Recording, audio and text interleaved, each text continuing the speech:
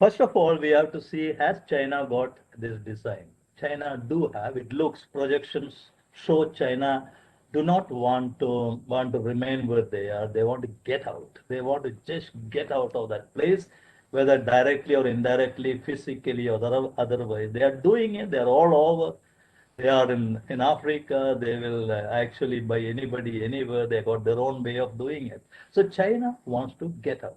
Now China cannot be like a cow. You can't lock it up in some kind of a farmyard or something like that. China has to go out and see, and it got a lot of money. It's the economic power. So China has Japan nearby, and China and Japan perhaps may not get along well because that again is human. What makes China and Japan to become? Why can't we have a system by which Japan and China make? If I'm the Chinese prime premier, I may go to Japan and become friendly with it. That takes a little bit of time, not much. How did Trump go to North Korea? So we things can change here, but the ocean-based approach, maritime-based approach is just part of the game. China will certainly won't agree with the maritime disputes which they have on it. There are a lot of maritime disputes. When we can't resolve our maritime dispute with Pakistan and the Sir Creek, do you think China's problems can be resolved by somebody else go there and by war or by conflict or anything for that matter? But yes, you need a counterbalance. Indian Ocean is not India's ocean, but it is the name of India because this ocean came out when India collided with the Eurasian plate many million years back, and the Tethys Sea came out of it and became Atlantic and Indian Ocean. So Indian Ocean is still moving.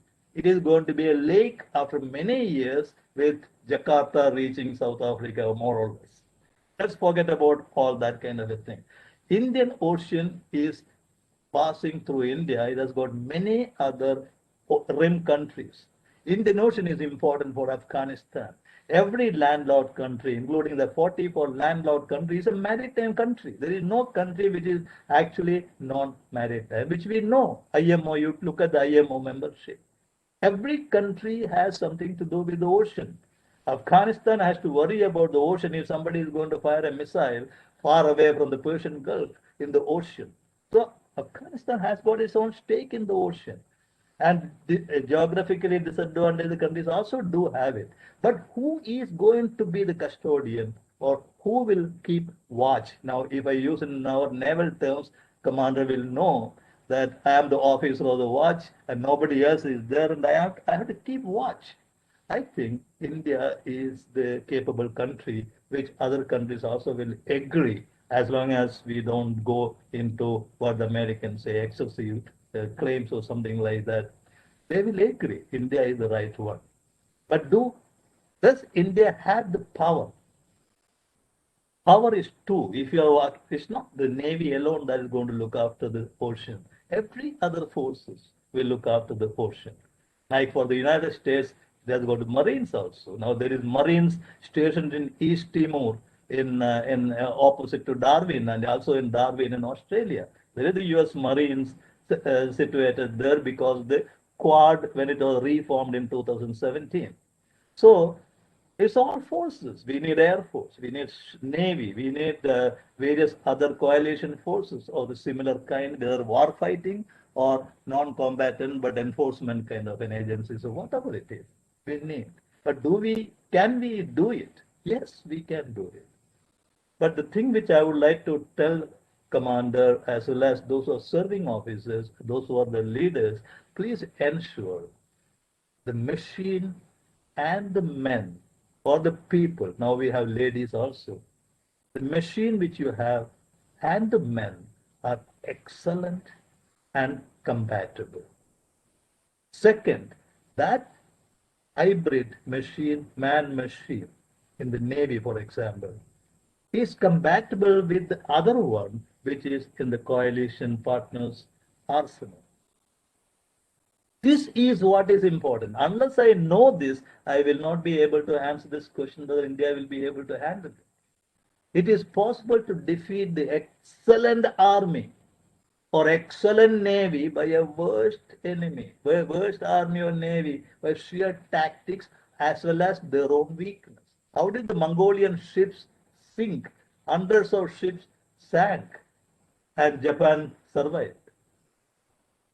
It happened. It's a it is plain tactics. So, but if I'm going to fight, if I'm going to take on China, I should be equally tough enough for China. And for that, the compatibility matters. I will use that simple two-dimensional elemental comparison, that is man-machine. It is not so.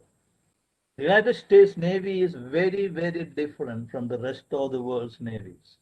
The reason, the Constitution says so. The usage says so. The average US sailor won't understand average Indian sailor. Let me tell you that. But then how do you manage this? You can manage. There are many other ways. Indians have their own positive traits. We can always amplify that. There's so many things we have to do. But today, when I went for war in 1971 and bought a command ship in the Western Command, I haven't had, because I was with the navigating officer, I found that we don't have, neither us nor Pakistanis, nobody had the kind of equipment we would have liked to have. They're quite obsolete, everything. I don't know today. I'm sure today is much modern. Now the people should be also different. One man should be able to handle more than this. The basic mathematics of war is one person in your army should be able to manage at least more than one person, if you can count in that manner. If I have 5,000 men army whom I have to face, and if my men are always twice, they can face two of the enemies, I need send only 2,500 person army. So these are important. It is not whether we can do it now, that they have to tell me, but we can make it to face any armed force in the world. Indian armed forces, which even some of the UN peacekeeping force commanders have told me, are the best in the world. Let me tell you that. But we have to make them that. They are very good. But I don't know how it is now, because I haven't been with in this. I've been with the Navy many times, but I haven't been with this kind of research question. I can use it because I don't like to go beyond that. Otherwise, most of them are hypothetical, and I may not be right in telling you all these kind of things. So I would like to learn from Commander Verma than I would like to teach.